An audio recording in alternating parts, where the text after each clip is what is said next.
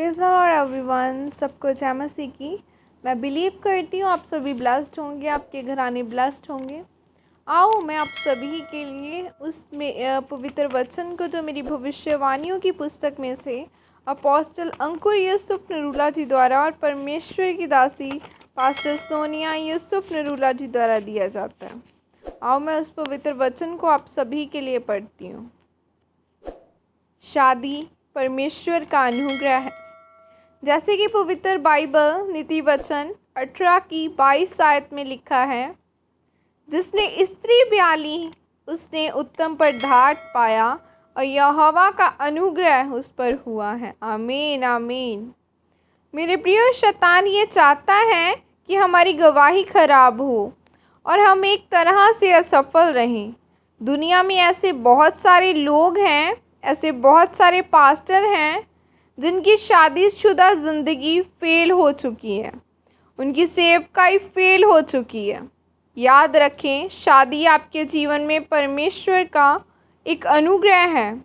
उसने जो सहायक के रूप में आपको पत्नी दी है वो एक आशीष है। अगर आप हीरे को देखें तो वे कोयले की खदानों से निकलता है और वो पत्थर के जैसे ही दिखता है। फिर उसको फैक्ट्री में भेजा जाता है, उसको तराशा जाता है, पॉलिश किया जाता है और फिर वो आपकी उंगलियों में चमकता है। आज जब एक लड़का लड़की की शादी होती है तो उन्होंने हज़ारों सपने सजाए होते हैं। जो सपने आप सजा रहे हैं वो कच्चा हीरा है, वो पहले ही दिन पूरे नहीं होंगे।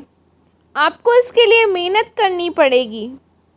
बाइबल में जब हम आदम के बारे में पढ़ते हैं तो लिखा है कि परमेश्वर ने उसे अदन के बाग में रखा था और उसको देखकर परमेश्वर ने कहा था कि आदम का अकेला रहना अच्छा नहीं है, मैं इसके लिए एक सहायक को बनाऊंगा। और वो सहायक उसकी पत्नी हवा थी, ताकि वो दोनों मिलकर परमेश्वर के कामों को करें। मेरे प्रियो, जब आप परमेश्वर के साथ एक दर्शन में होते हैं तो परमेश्वर आपको एक पत्नी सहायक के रूप में देता है। आज कुछ लोगों की शादीशुदा ज़िंदगी बोरिंग हो गई है। अगर आपकी खुद की ही शादीशुदा ज़िंदगी बोरिंग होगी तो आप लोगों को क्या गवाही देंगे? इसका कारण यह है कि पत्नी पति से अधिक नहीं, और अगर अधीन है मीन्स कि इसका कारण यह है कि पत्नी पति के अधीन नहीं है, और अगर अधीन है तो नम्र नहीं है। आज जब पति पत्नी एक दूसरे के प्रति अपने कर्तव्य को, अपनी जिम्मेदारी को भूल गए हैं तो वो अपनी शादीशुदा ज़िंदगी में परेशान हैं। एक पति को यह समझना चाहिए कि उसे पत्नी परमेश्वर ने एक सहायक के रूप में दी है। उसको बाइबल के अनुसार उसे अपनी देह के समान प्रेम करना चाहिए, और पत्नी को समझना चाहिए कि उसका पति उसका सिर है। पति पत्नी का संबंध इस प्रकार का होना चाहिए कि वो एक मन रहें। एक मन होने का मतलब है कि एक दूसरे को जिस तरह के वह है उनको वैसा ही स्वीकार करें और एक दूसरे का आदर करें।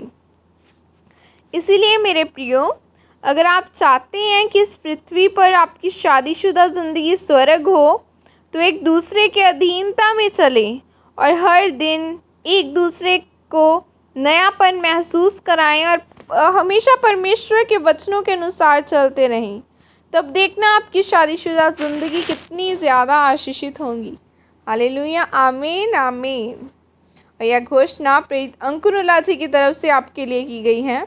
सर्वशक्तिमान परमेश्वर के नाम में मैं घोषणा करता हूँ कि जो कोई इस वचन को पढ़े और सुने, उनकी शादीशुदा ज़िंदगी में हर एक परेशानी दूर हो जाए और उनकी शादीशुदा ज़िंदगी आशीषित हो। प्रभु यीशु मसीह के सामर्थ्य नाम में मांगती हूँ, आमीन आमीन। हालेलुया। जैसे कि आज हमने वचन पढ़ा, बाइबल कहती है कि परमेश्वर ने, आदम ने नहीं बोला कि परमेश्वर मैंने ढूंढ रखा है जा तू मुझे दे, उसने नहीं बोला। परमेश्वर ने खुद उसे दिया। उसे परमेश्वर को पता है कि आपको किस चीज़ की ज़रूरत है। जब आप अड़े और खड़े रहेंगे पवित्रताई में, वो ज़रूर देगा एक दिन। आपको वेट करनी है सही समय की, क्योंकि God's time is the best time. वो आपको बेस्ट देने की सामर्थ्य रखता है।